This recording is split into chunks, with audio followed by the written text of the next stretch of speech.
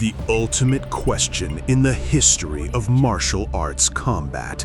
The flawless striker versus the unstoppable grappler.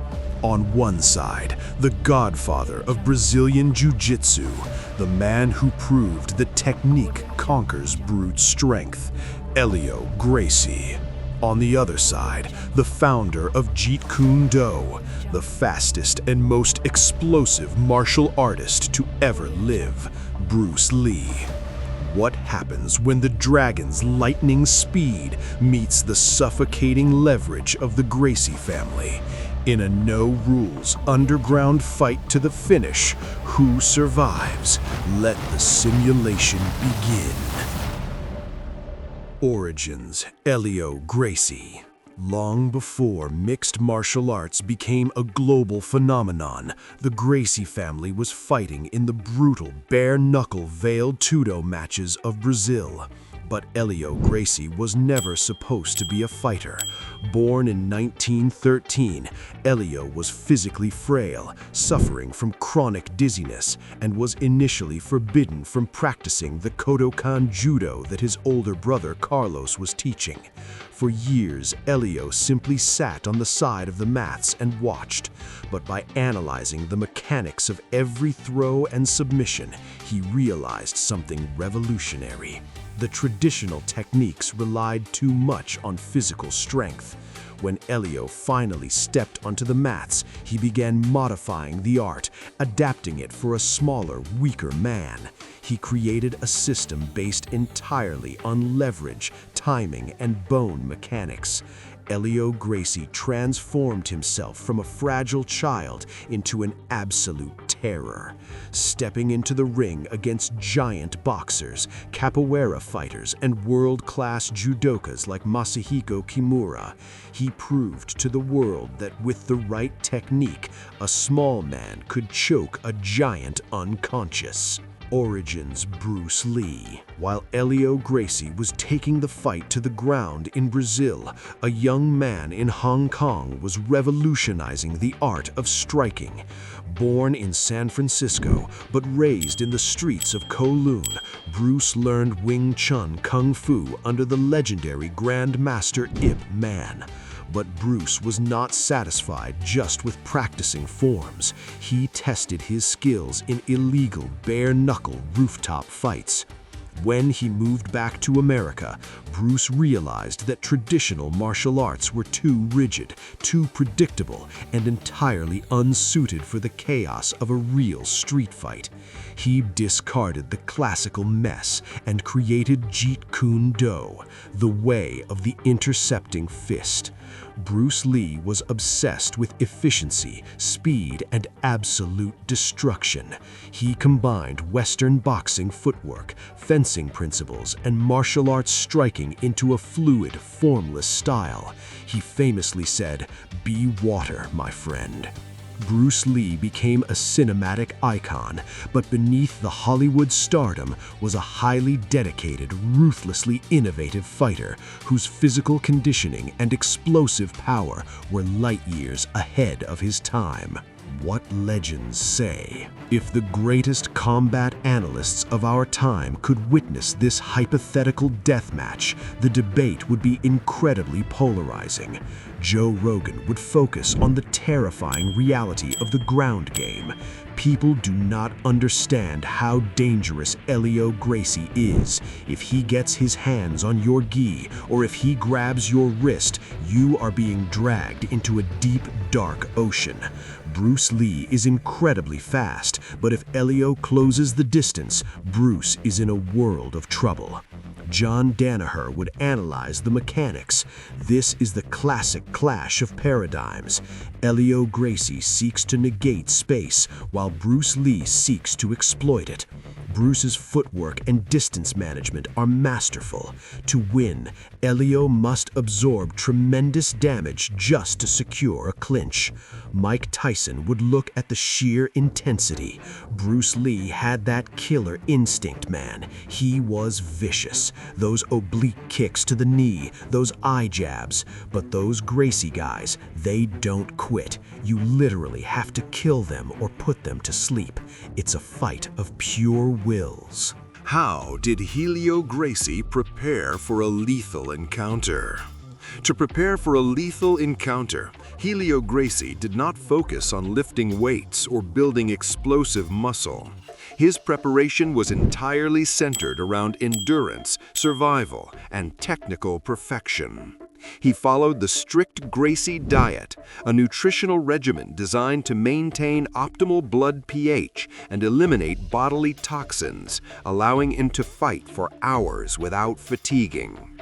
His physical conditioning consisted of swimming, rowing, and relentless rounds of grappling on the mats.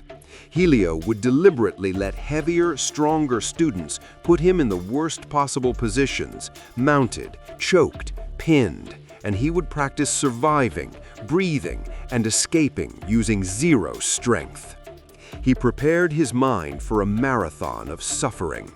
He knew that an explosive striker would eventually run out of oxygen, and Hélio's entire strategy was to weather the storm, stay completely relaxed in the face of violence, and wait for the precise millisecond his opponent made a mistake with zero strength. How did Bruce Lee prepare for a fight? Bruce Lee's fight camp would be a masterclass in modern sports science mixed with martial arts obsession.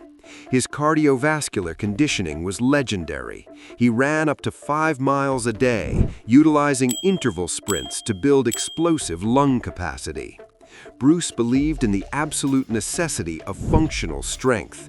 He performed 2-finger push-ups, thousands of abdominal crunches, and the iconic dragon flag to build an unbreakable core.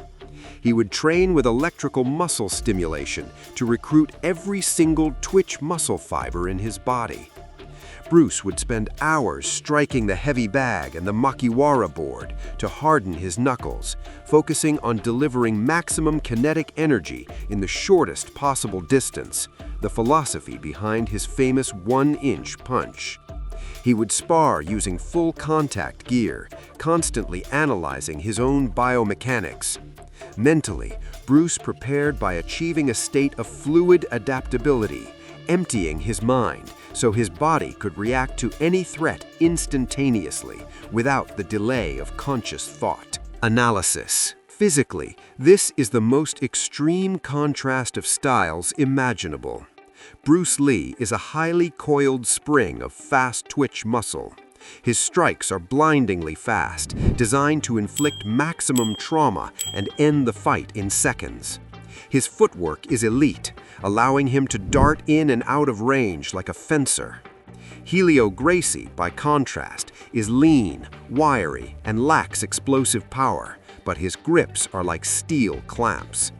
He possesses an almost supernatural understanding of human anatomy and balance. Mentally, Bruce Lee fights with an intense, calculated aggression. He wants to overwhelm his opponent with a barrage of unpredictable strikes. Hélio Gracie is the exact opposite.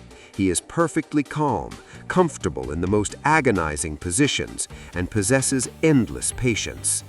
The winning condition is simple but profound. If the fight stays in the open space, Bruce Lee will dismantle the Brazilian master. If the fight hits the ground, the dragon is stepping into a shark tank. Arena and fighting rules. To test these two pioneers fairly, the environment must reflect the gritty origins of both Vale Tudo and the Hong Kong rooftop fights. The arena is an underground, dirt-floored courtyard in 1960s Rio, enclosed by a high, weathered wooden fence. There are no mats, no ropes, and no cages to bounce off. The lighting is provided by harsh, bare bulbs strung overhead, casting long shadows in the humid air. The rules are absolute no holds barred. There are no gloves, no weight classes, no time limits, and no referee to stop the action.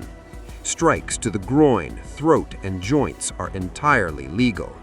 Both men wear their traditional attire, Hélio in his classic white Jiu-Jitsu gi, and Bruce Lee in his black kung fu pants and bare chest. The fight only ends by total knockout or verbal submission.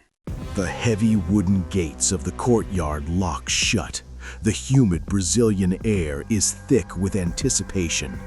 Hélio Gracie steps forward slowly, his arms slightly extended, adopting the traditional, relaxed Gracie standing guard. Bruce Lee bounces lightly on his toes, his hands constantly shifting, dropping into his iconic sideways Jeet Kune Do stance. Bruce strikes first. He closes the distance in a blur, launching a devastating oblique kick straight into Hélio's lead knee. The Brazilian winces as the bone snaps back, but he does not retreat. Bruce follows up with a lightning-fast back fist aimed at the temple. Hélio ducks under the strike, showing his brilliant timing, and lunges forward, grabbing the waistband of Bruce's pants and securing a deep grip behind his neck. Bruce is incredibly strong for his size, raining down savage elbows to Hélio's collarbone, but the Gracie patriarch is unshakable. With a swift reap of the leg, Hélio drags Bruce Lee down into the unforgiving dirt. The nightmare scenario has arrived. Hélio immediately passes the guard, pinning Bruce's hips and locking his hands into the lapels of his own gi to establish heavy top pressure. Hélio slowly, methodically slides his hand deep into Bruce's collar, setting up the legendary Gracie cross-collar choke. The air is being crushed out of Bruce Lee's throat.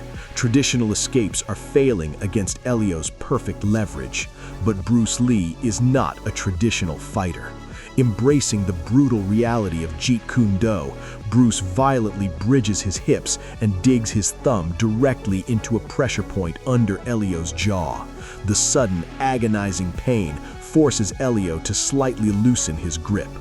Utilizing his explosive core strength, Bruce scrambles wildly, kicking Hélio in the chest to create space, and springs back to his feet.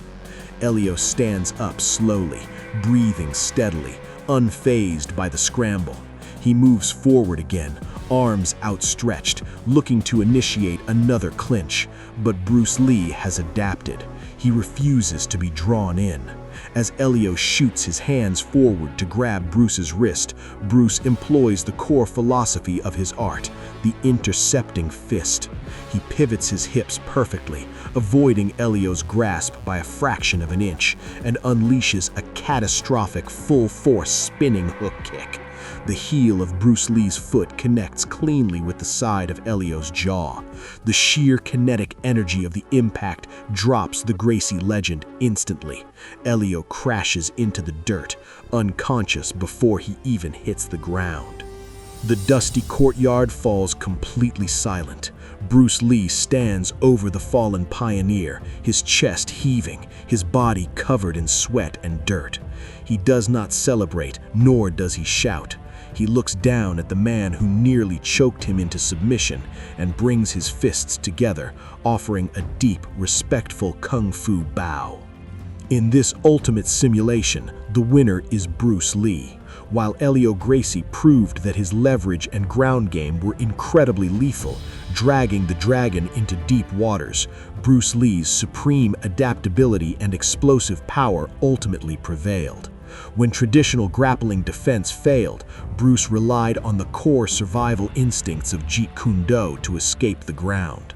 Once back on his feet, Bruce's unmatched speed and his ability to intercept his opponent's forward movement with devastating knockout power proved to be the deciding factor. The lightning-fast strikes of the dragon overcame the unbreakable grip of the Gracie family. It's your turn. What an absolutely legendary clash of martial arts philosophies. The flawless striking and adaptability of Bruce Lee managed to overcome the suffocating, brilliant ground game of Hélio Gracie. Do you agree with this outcome? Could Hélio Gracie have maintained his grip and secured the choke? Or was Bruce Lee simply too fast and explosive to be held down on the dirt floor? Let us know your thoughts and your own breakdown in the comments section below. If you loved this deep dive into martial arts history, please hit that subscribe button and leave a like to support the channel. Next up, we are leaving the martial arts dojos and stepping straight into the boxing ring for an absolute heavyweight war. The baddest man on the planet, Mike Tyson, goes head-to-head with the relentless smoking powerhouse, Joe Frazier. You do not want to miss this explosive clash of boxing royalty. Stay legendary.